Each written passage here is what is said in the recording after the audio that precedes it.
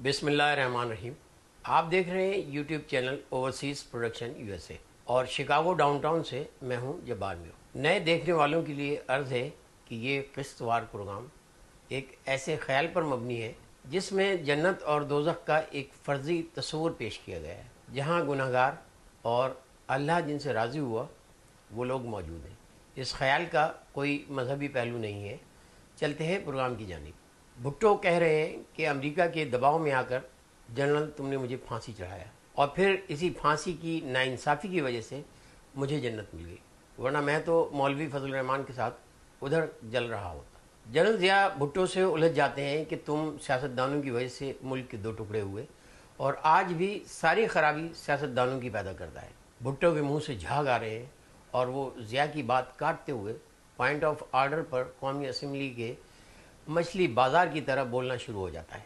हमारी अच्छी खासी चलती हुई हुकूमत को तुमने गिराया था और माशाल्लाह लगा दिया था, फिर हमारे लोगों पर कौड़े बरसाए। जनरल ज़िया भी बरस पड़े हैं कि तुम जमहूरियत के नाम पर धब्बा थे, पाकिस्तान की आवाम का एतमाद तुम खो चुके थे और इलेक्शन में तुमने आज 2024 की तरह बदतरीन धांधली की थी और तमाम सियासी पार्टियों को धोखा देकर लड़वाने की पॉलिसी पर तुम चल रहे थे। अपने मुखालफों को मौत के घाट उतार रहे थे। तुमसे तनकीद बर्दाश्त नहीं होती थी।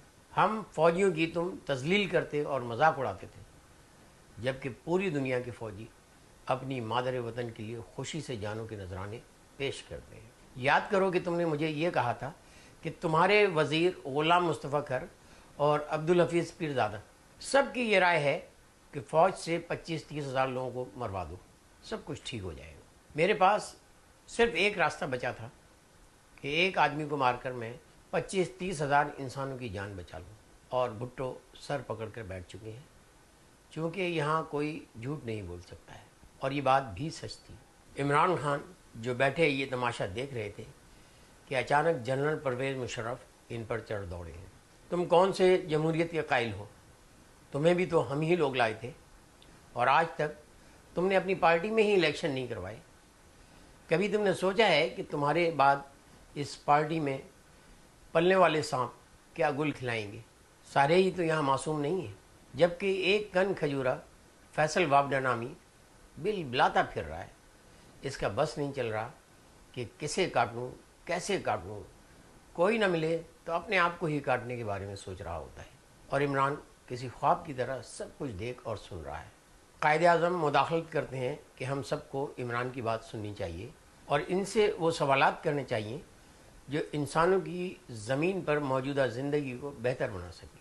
और कह रहे हैं कि इमरान आप ये बताइए कि पूरा पाकिस्तान आज फ़ौज के पीछे पड़ा है, जबकि दुनिया के अमीर तरीन लोगों में शरीफ ख़ानदान और जरदारी का शुमार होता है। फ़ौजियों की अक्सरियत तो सहूलतों से महरूम है। बेनज़ीर भी इमरान से सवाल कर रही हैं कि इमरान आपके पास क्या प्लान है? हमसे पहले कि ये लोग जो यहाँ मौजूद हैं, इनके ज़मानों में माशरे इतने ख़राब नहीं थे और न ही इंसान को इतनी आसाइशें थी, लेकिन आज का इंसान तो दौलत की हविस में मुब्तला है और नहायत ही मतलब परस्त हो चुका है। आज ज़मीन पर इंसान दौलत की खातिर अपनी बीवी तक को मार देता है। अमेरिका ने सिर्फ इदारों को ही नहीं ख़राब किया, बल्कि हर सियासी जमात में अपने नुमाइंदे दाखिल कर दिए। आपकी जमात इससे बड़ी जुम्मा नहीं है। हर मुल्क की एम्बेसियाँ पानी की तरह पैसा बहाती हैं, तो आप कैसे इनका मुकाबला करेंगे? बीबी आपने सही हक़ाइक़ बयान किए हैं और जनरल ने भी ठीक कहा कि मैं अपनी पार्टी में ही जमहूरियत कायम करने में नाकाम रहा हूँ, लेकिन मुझे खुशी इस बात की है कि तालीम याफ्ता वो तबका जो दौलत की हविस से दूर है वो मेरे साथ है, या यूँ कहें कि उसकी अक्सरियत मेरे साथ। अब रही बात कि मेरी ज़िंदगी कितनी बाकी है, तो मुझे सिर्फ एक काम करना है कि मैं डाकुओं से कोई मफाहमत न करूं और इनका मुकाबला करते हुए इस दुनिया से चला जाऊं। इस तरह मेरे बच्चे अगर कहीं पब्लिक मकामात पर मौजूद होंगे या मेरे पीछे चलने वाले, तो दुनिया उनको कद्र की निगाह से देखेगी, ना कि पूरी दुनिया में ये मक्कार सियासतदान, इनके अहले खाना और इनकी तकलीद करने वाले ज़लील व ख्वार हो गए और किसी जेल की तरह ज़िंदगी गुजारने कहीं अवामी मकामात पर ये लोग निकल नहीं सकते। लोग इन्हें गालियाँ देते हैं। अभी इसकी इब्तदा है। आज पाकिस्तान और पूरी दुनिया में नाइंसाफ़ी का माशरा उरूज पर है। पूरी दुनिया की सहाफ़ी बिरादरी की अक्सरियत मफादात के दलदल में फंस रही है। وہاں موجود گاندھی جی کہہ رہے ہیں کہ عمران، ہم دیکھ رہے ہیں کہ پاکستان کے وہ صحافی جو تمہارے خلاف تھے آج تمہاری حمایت کر رہے ہیں۔ عمران مسکراتے ہوئے کہہ رہا ہے کہ یہ لوگ آج بھی مجھے اور عوام کو دھوکہ دے رہے ہیں۔ یہ لوگ ان ٹی وی چینلوں میں کام کرتے ہوئے اور عیاشی کی زندگی گزارتے ہوئے کیسے معاشرے کے بھلائی کی کوئی بات کر سکتے ہیں، یا اپنے آقاؤں کے خلاف کس طرح یہ بات کر سکتے ہیں جن میں ان کے مالکان سپر پاور کے غلاموں کی حیثیت میں موجود ہوں۔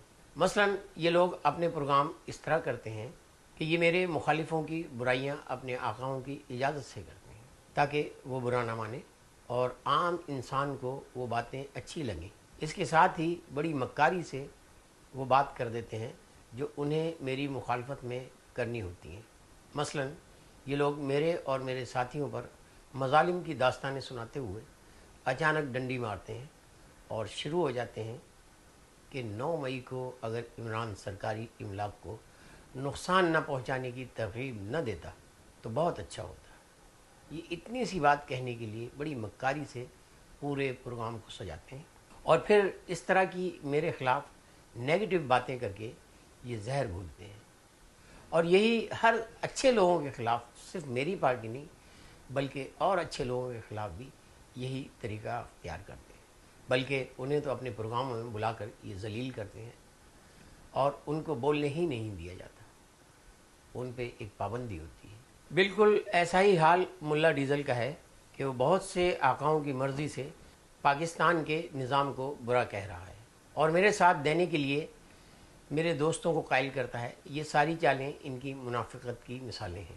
ان کی بنسبت مجھے ساری سیاسی پارٹیوں کے معصوم کارکنان اچھے لگتے ہیں جو مجھے برا بھلا کہتے ہیں، چونکہ ان کے دل میں کھوٹ نہیں ہوتا اور وہ اپنے مقامی لیڈروں کے گھناؤنے چہروں سے واقف نہیں ہوتے، اور ان کے جال میں پھنس کر یہ سارا نیک نیتی سے وہ کہہ رہے ہوتے ہیں، چاہے وہ سندھ کا عوام ہو یا پنجاب کو۔ رات کا پچھلا پہر ہے، سب نیند کے جھٹکے لے رہے ہیں اور مولانا مودودی عمران خان سے سوال کرتے ہیں جسے آپ اگلی قسط میں سن سکیں گے، اور سوال کے ساتھ ہی محفل کل تک کے لیے برخاست کرنے کا اعلان کر دیتے ہیں۔ ملتے ہیں اگلے پروگرام میں جہاں عمران مولانا مودودی کے سوال کا جواب دیتے ہیں اور کچھ عمران پریشان نظر آ رہے ہیں۔ اللہ حافظ، یار زندہ، صحبت باقی، امریکہ و پاکستان زندہ باد۔